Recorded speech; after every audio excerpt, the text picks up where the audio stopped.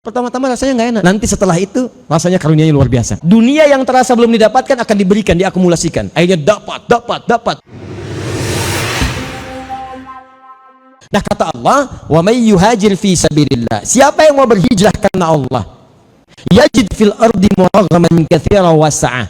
Kalau dia masih punya batas hidup, setelah hijrah itu masih punya waktu hidup, beraktivitas, maka Allah berikan dua jaminan. Satu, dia akan titipkan, Allah akan berikan ketenangan pada jiwa orang hijrah itu.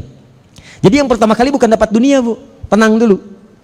Ya orang hijrah pas ke masjid udah berdoa, pulang-pulang kehilangan sendal, hilang sepatu, hilang dompet. Gak usah khawatir, cari dulu. Kalau nggak ketemu, kemungkinan cuma dua. Satu, tugas ibu mendapatkan itu sebagai amanah selesai, maka sendal itu akan dihisab oleh Allah, dan hisabnya sangat luar biasa karena dia akan bersaksi dipakai oleh ibu untuk ke sholat atau untuk ke majelis ilmu. Selesai, itu amanah. Tapi kalau kemudian yang kedua, kemungkinannya ibu banyak maksiatnya, boleh jadi masuk ke dalam harta, maka yang haram kemudian dikeluarkan oleh Allah, yang halal akan datang sebagai gantinya. Karena rizki pencuri hanya selalu mengambil yang haram. Jelas? Nah, kalau ibu masih hidup, maka yang pertama ketenangan. Yang kedua, dunia yang terasa belum didapatkan akan diberikan, diakumulasikan. Akhirnya dapat. Pertama-tama rasanya nggak enak. Nanti setelah itu rasanya karunianya luar biasa. Tapi maaf, wa may yakhruj min baitihi muhajiran ilallahi wa rasuli. Tapi ada orang yang baru keluar rumah, dia pengen berubah, dia pengen ngaji, pengen belajar, tapi tiba-tiba di jalan maut datang lebih cepat dari apa yang ia sempat nyampe ke majelis ilmu. Maaf, ini kalimat Allah, faqad waqa ajruhu 'ala Allah. Maka dengan dia siap-siap itu, apalagi diisi dengan istighfar, dia bertobat kepada Allah, kata Allah, pahalanya telah saya tetapkan untuknya. Yang dimaksud pahala di situ surga. Jadi begitu dia istighfar, tobatnya diterima, maka ketika tobat diterima, apa yang terjadi? Cinta Allah datang, surga diberikan kepadanya. Itulah yang menimpa orang yang pernah membunuh 100 orang.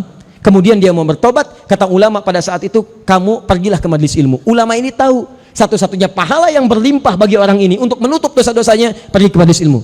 Karena pahalanya berlipat, Bu.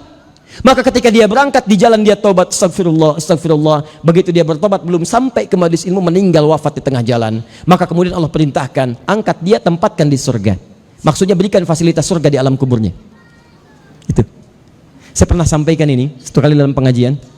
Ada seorang pramugari, tadinya cuma diajak temannya aja, tiba-tiba kemudian ikuti kisah nyata. Saya sendiri yang sampaikan. Di awal saya tiba di Indonesia, begitu saya sampaikan, si pramugari ini ingin berubah, dia terus pengen belajar. Akhirnya apa yang terjadi? Qadar Allah, pertemuan yang kedua, ternyata qadar Allah sakit. Begitu masuk rumah sakit, ternyata dilihat secara medis, terkena kanker, Bu. Bayangkan tuh, apa yang terjadi? Divonis oleh dokter nggak bisa keluar, harus di situ.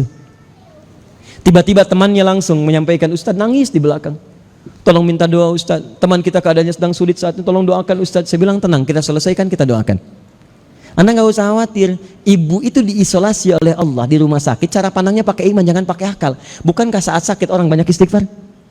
Bukankah saat istighfar diampuni dosanya?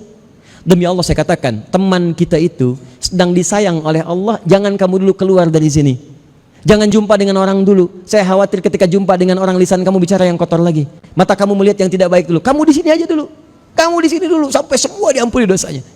Begitu selesai kita ceramah, tiba-tiba di belakang tangisan semakin kencang. Anda kenapa, Bu? Ibu kenapa? Ustadz, ukhti fulana, saudari kita meninggal dunia. Inna lillahi wa inna ilaihi rajiun.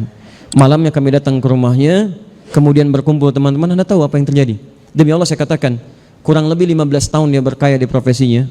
Temannya yang datang cuma 1-2, selebihnya karangan bunga. Anda tahu siapa yang datang? Cuman sekali masuk ke majelis ilmu. Yang datang teman-teman majelis ilmunya, yang datang suami teman-temannya. Wafatnya kemudian di malam Jumat, teman-teman sekalian, datang di situ. Yang perempuan ahli taklim ini, taklim itu, yang nggak dikenal sebelumnya, kemudian suami-suaminya hadir semuanya.